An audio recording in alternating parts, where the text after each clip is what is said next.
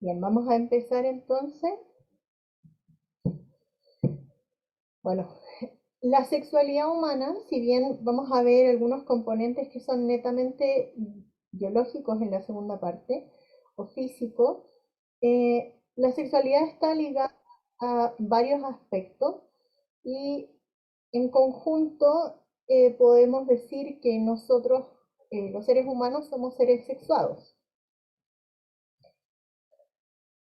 Para esto, los contenidos de hoy vamos a abordar los elementos de la sexualidad, las dimensiones de la sexualidad, que es cómo agrupamos en cuatro grandes grupos los elementos que forman parte de cada persona y que componen su sexualidad. Y finalmente, la respuesta sexual humana. Dentro de los elementos de la sexualidad, tenemos algunas, como el impulso sexual. ¿Han escuchado ustedes hablar de eso?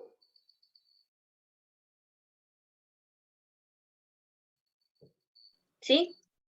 Ya, vamos a ir viendo si los conceptos que nosotros hemos escuchado o conocemos se relacionan un poco con la teoría que vamos a pasar en esta clase. También tenemos la identidad sexual, la orientación sexual, las emociones que están muy ligadas a los afectos. Tenemos un componente anatómico que juega un papel muy importante dentro de la sexualidad eh, y de las relaciones sexuales. Y tenemos un componente social que no lo podemos sacar, eh, ya que no podemos borrar el entorno respecto a este tema. Bueno, el impulso sexual es la fuerza que nos moviliza al encuentro, a una proximidad con otra persona. Nos motiva a querer entrar en un contacto físico íntimo y puede ser por diversos motivos. Podemos tener que hay personas las que sienten un impulso, ya sea por una atracción, por querer tener una relación sexual únicamente, y también hay un periodo y hay tipos de personalidades que buscan una intimidad con otra persona con el fin de la procreación. Eh, estas dos características o el impulso sexual no es propio del ser humano. Sin embargo, nosotros tenemos un componente racional que podemos frenarlo bajo ciertas circunstancias. Tenemos la identidad y la orientación sexual, que el detalle de cada una de ellas está planificada para una clase más adelante, pero es importante que entendamos dentro de esta clase que nosotros tenemos ciertas tendencias a una aceptación o rechazo de lo que somos, eh, sin hablar del género, sino que lo que somos, lo que desempeñamos, con quién nos relacionamos, y también tenemos ciertas preferencias en cuanto a quién nos llama la atención, quién nos gusta, y como ejemplo, la orientación puede ser hacia un sexo o el otro, pero también está relacionado en nuestra identidad y en nuestra orientación qué tipo de personas nos gustan. Nos gustan las personas rubias, las morenas, tenemos alguna preferencia por las personas que son más tonificadas, o eso no es relevante. Entonces, este componente relacionado con la identidad de orientación, si bien la vamos a ver en esta asignatura desde un punto de vista más estructurado, que son la identidad sexual propiamente tal y todos sus componentes, tenemos que saber que dentro de cada uno de ellos, que puede ser heterosexual, homosexualidad, nosotros también tenemos cierto tipo de preferencia. Luego hay un componente muy importante, y lo digo porque si bien hay una canción de Kali Uchis que dice que le gustaría hacer el amor por telepatía, me parece, eh, realmente abordar las fases de la sexualidad solamente con la mente es un poco difícil. Y es por esto que los componentes físicos y anatómicos de los seres humanos juegan un papel muy importante. Y hablamos de la anatomía tanto desde el aspecto físico corporal como de aspectos un poco más invisibles, como son las hormonas y cómo son sus efectos en nuestro cuerpo también. Tenemos algunos órganos sexuales que están en una parte interna de nuestro cuerpo, que podría ser la vagina, y tenemos algunos órganos sexuales que son más externos, que podría ser el pene, la vulva, las mamas,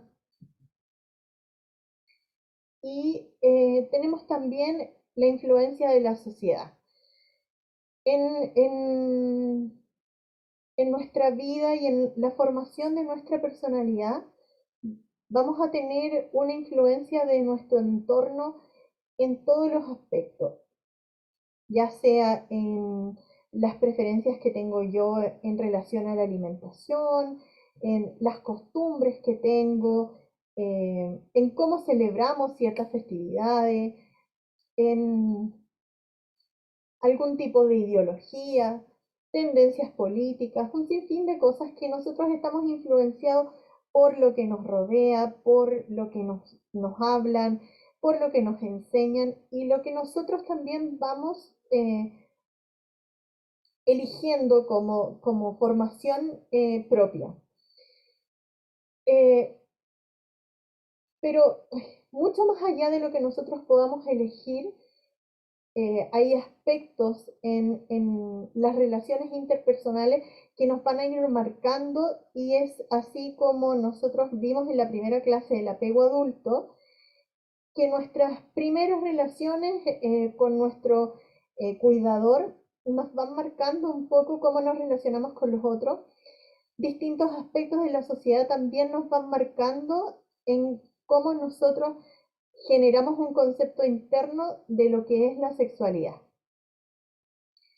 También tenemos los afectos y emociones que la OMS incorporó dentro de la sexualidad,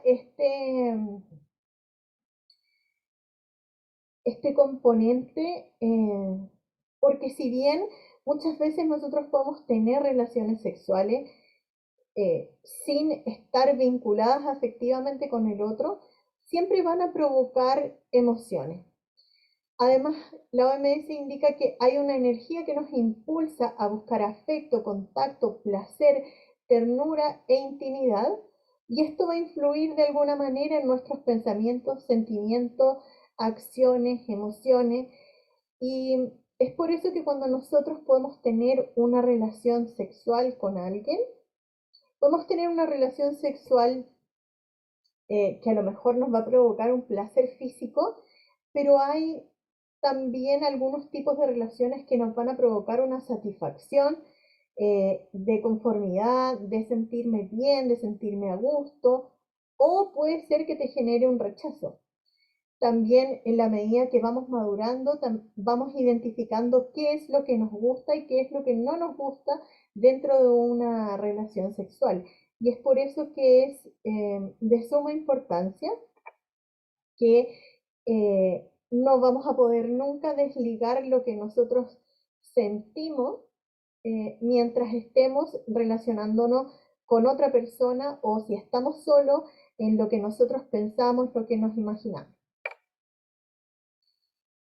Ahora, habiendo visto estos componentes que van a influir fuertemente en cómo nosotros desarrollamos nuestra sexualidad a lo largo de la vida, también tenemos que comprender que desde la ciencia la sexualidad se clasifica en 4 grandes dimensiones. Tenemos la biológica, la psicológica, la social y la ética. ¿Cómo cómo se agrupan?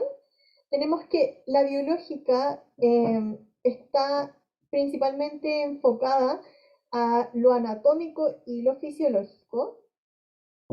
Ahora, esto va a variar entre una persona y otra, va a ir cambiando también entre hombres y mujeres.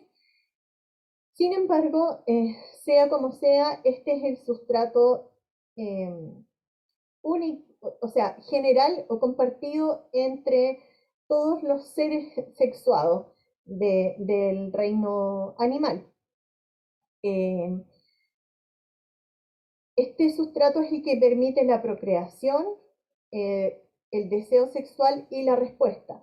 Aquí también en los animales puede ser el impulso sexual más que el deseo, porque el deseo está más relacionado a un tema imaginativo asociado a nuestras preferencias.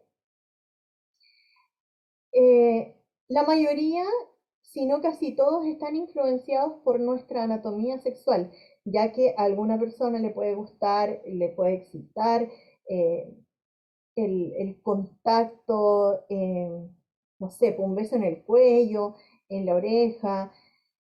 Por lo tanto, la anatomía va a ir marcando mucho nuestro camino y nuestra manera en cómo nos vamos a relacionar e interactuar con otros.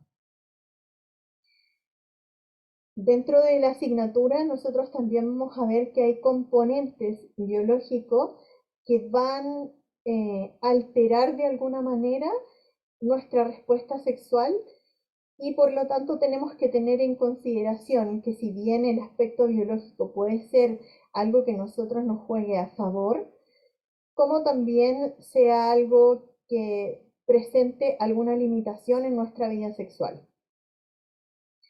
Tenemos en la parte biológica un componente genético que sería el que cada uno tiene consigo, ¿no es cierto? XX, XY.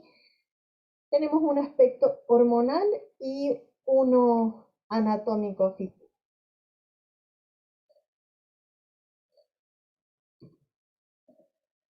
El sistema hormonal o endocrino es el sistema más complejo, más difícil de manejar, porque si bien nosotros traemos eh,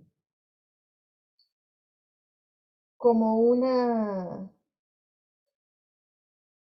carga, ¿no es cierto?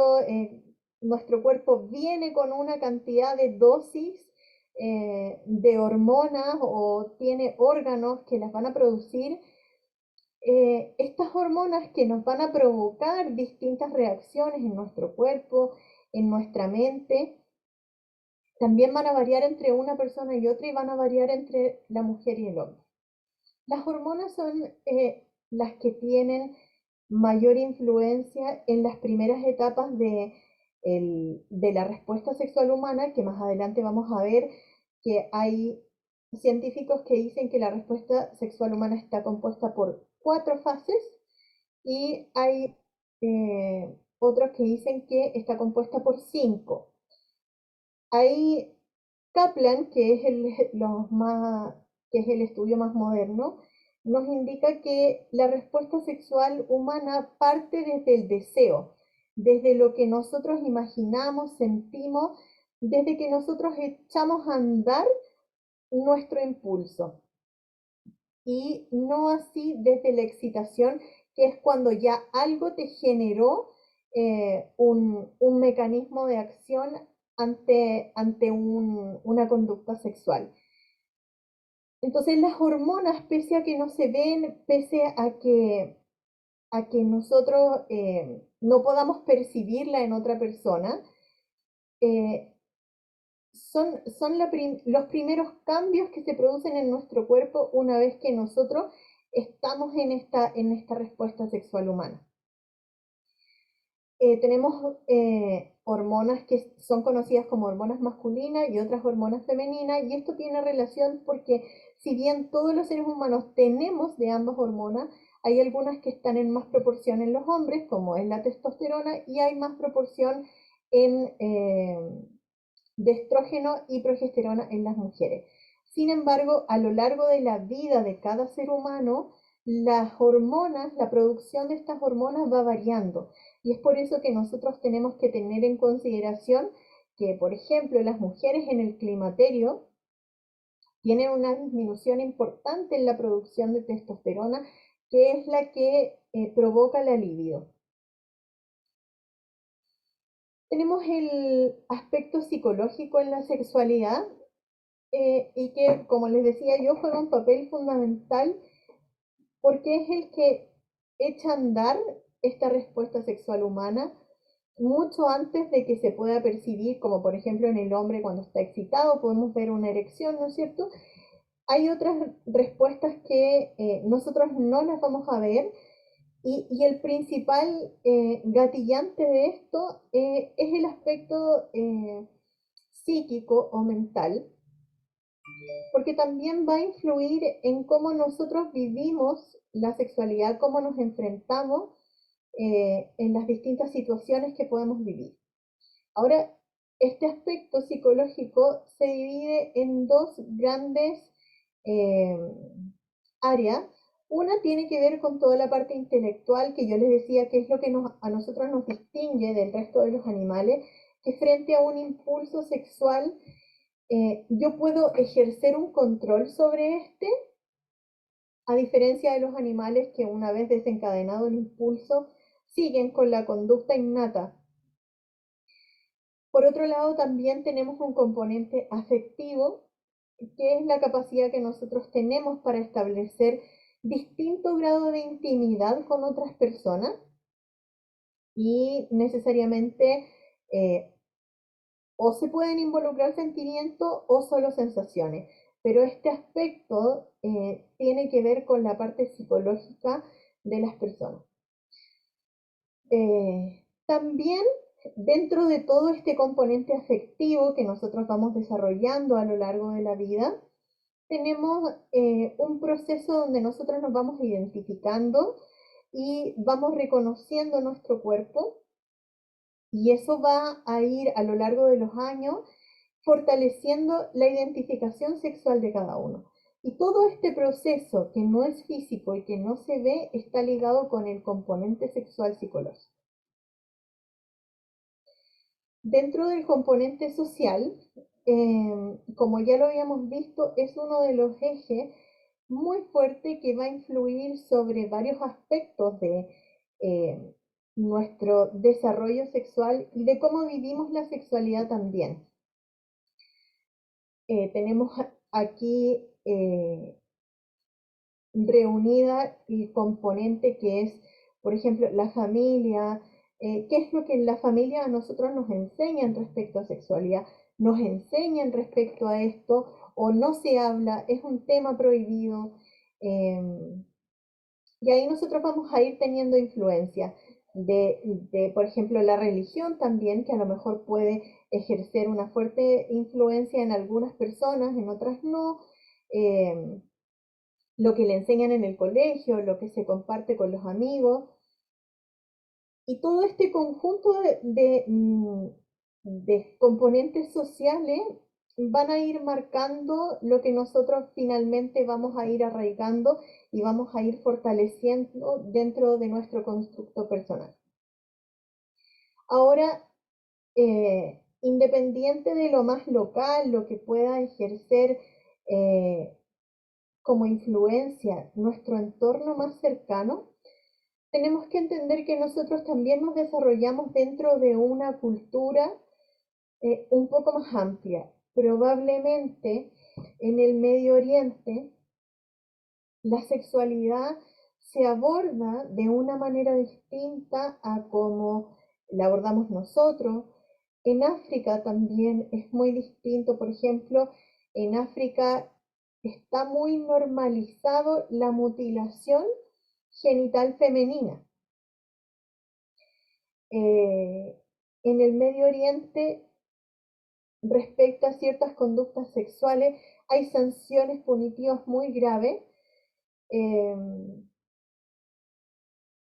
desde el oriental hay un poco más de variedad respecto a cómo se aborda la sexualidad, pero es un poco más abierta y tenemos toda la parte occidental. Entonces, si bien nosotros nos podemos criar en un entorno determinado, ya está nuestro entorno influenciado por algo más global que va a ser nuestra cultura, que sin duda va a ir formando parte de la personalidad que nosotros vamos construyendo.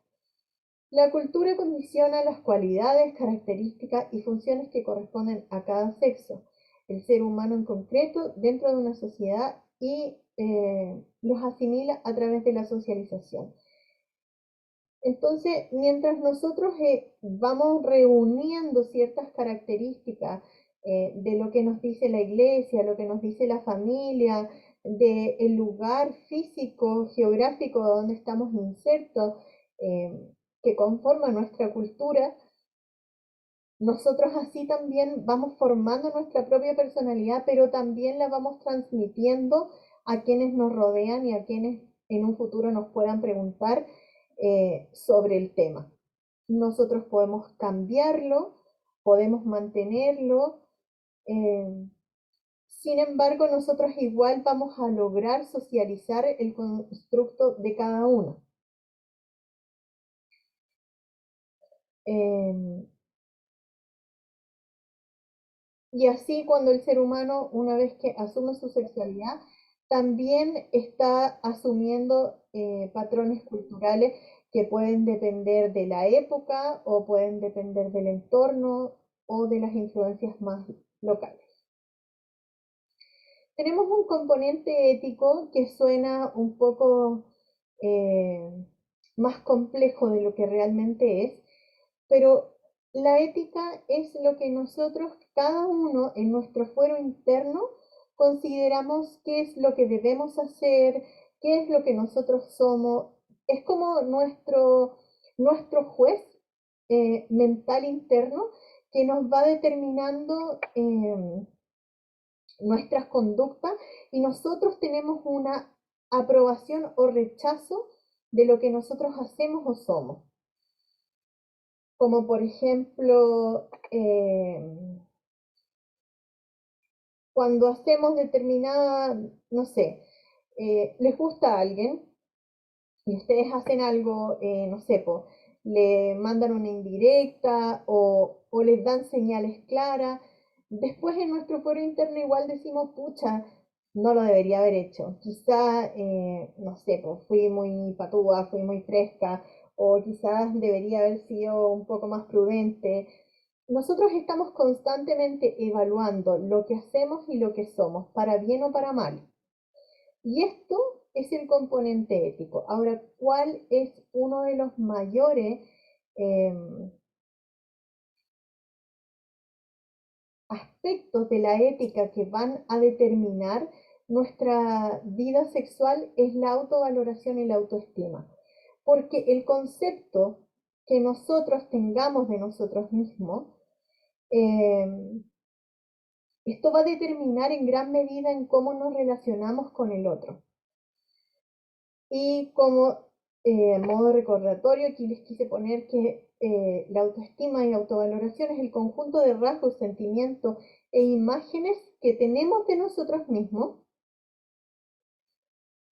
Esto independiente del concepto, que sea favorable o no, pero también son cada uno de estos rasgos que a nosotros nos permite distinguirnos de los demás y nos hace ser personas únicas. Recuerden que la autovaloración y la autoestima no está dentro de la dimensión psicológica. La dimensión psicológica no juzga. La dimensión psicológica es la parte mental que nos va formando en cómo somos, pero es el componente ético, es el que determina y es el que va evaluando lo que nosotros hacemos y somos a lo largo de la vida. ¿Por qué es importante la autoestima? Porque hay ciertos fundamentos básicos que nosotros tenemos que saber, que la autoestima no es solamente cómo nosotros valoramos nuestra imagen corporal, no es solo si nosotros nos sentimos lindas o no, sino que si nosotros aceptamos cómo somos física, psicológicamente, eh, si aceptamos las habilidades que tenemos, nuestros dones, si los cultivamos. Y es por eso que la autoestima está compuesto de la aceptación propia, de la responsabilidad que nosotros asumimos en nuestra vida, el hecho de pensar de que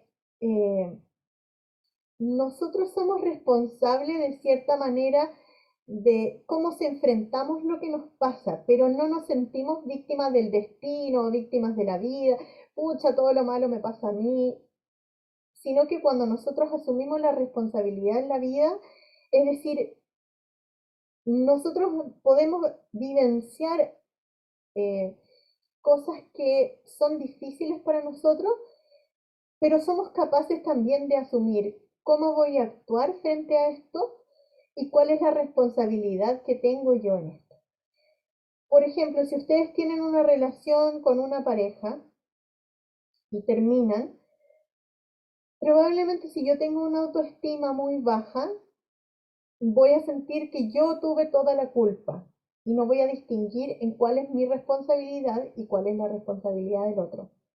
Ahora, si mi autoestima está demasiado elevada, lo más probable es que yo encuentre que yo siempre tengo la razón y el otro se equivocó, entonces el otro me tiene que pedir disculpas.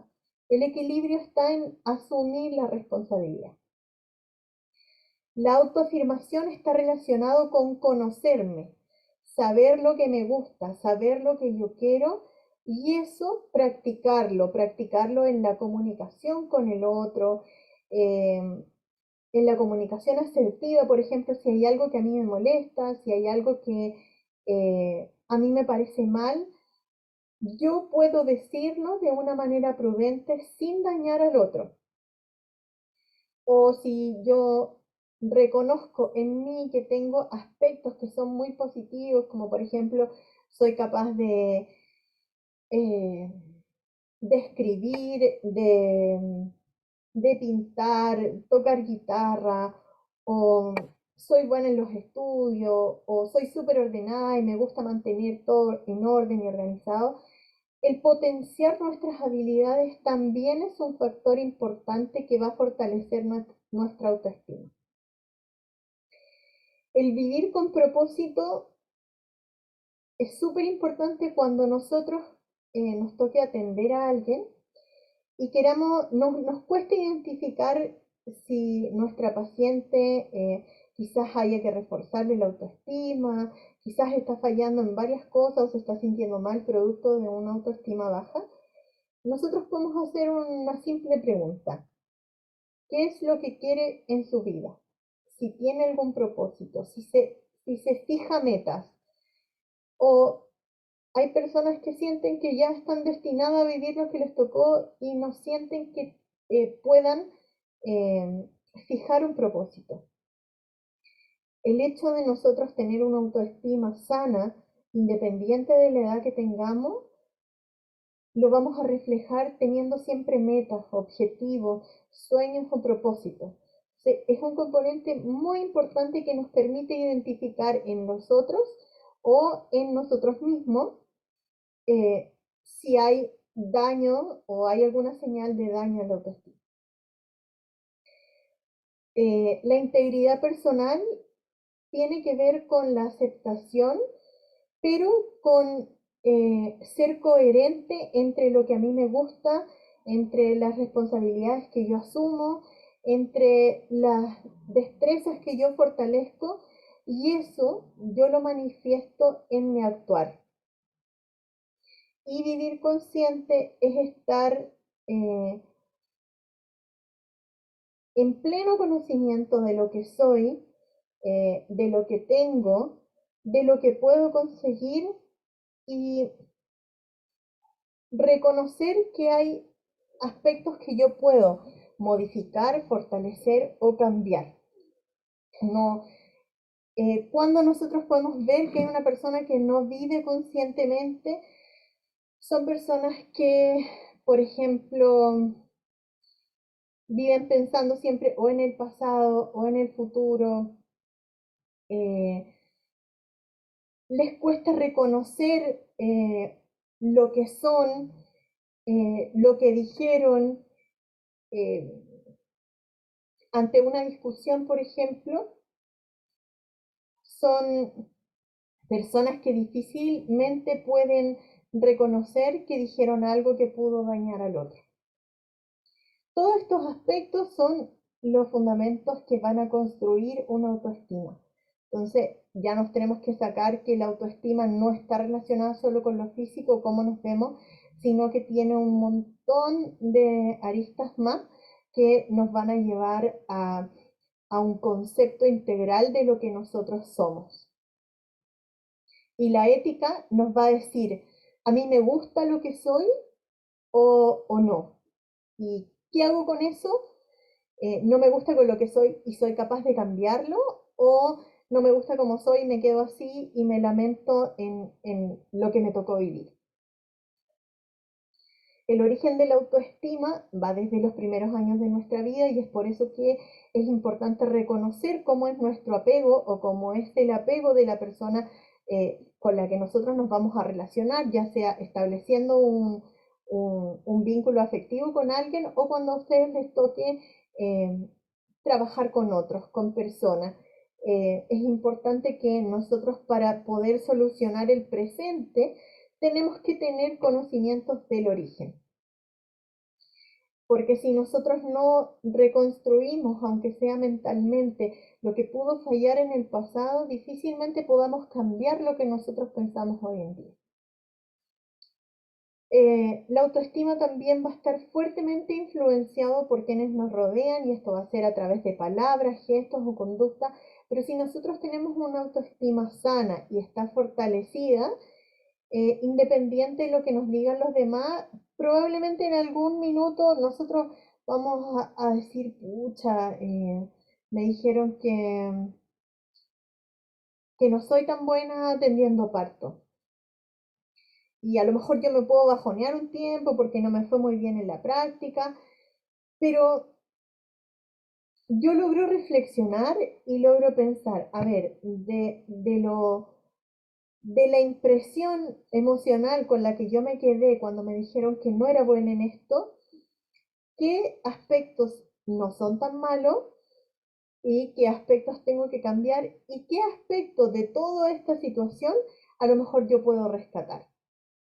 Entonces, eh, el que nosotros tengamos una autoestima sana no significa que no nos van a afectar nunca lo que los demás nos digan a nosotros, pero sí vamos a ser capaces de reflexionar y hacer un análisis de con qué me quedo de lo que me dijeron y qué es lo que yo voy a desechar y simplemente considero que no es válido y que el otro está equivocado. Bueno, vamos a pasar a la actividad grupal. Eh, Vamos a dividir al curso en 5 grupos, eh, no, en 4 grupos al azar, y los grupos van a trabajar en distintas fases o etapas de la respuesta sexual humana. Vamos a tener un grupo que le va a tocar el deseo y la excitación. Vamos a tener otro grupo que va a tener eh, la fase de la meseta. Hay otro grupo que va a tener el orgasmo y otro la resolución. Entonces vamos a tener 4 fases, vamos a tener 4 grupos. Es importante que el primer grupo haga esta distinción entre el deseo y la excitación. ¿Cuáles son las características que tenemos que sacar de esto? Es cómo cada una de las fases van a ir ocurriendo ciertos cambios y vamos a tener una respuesta que va a ser genital y otra respuesta extragenital. Entonces van a trabajar en esto 45 minutos y después van a presentar brevemente cada grupo su fase.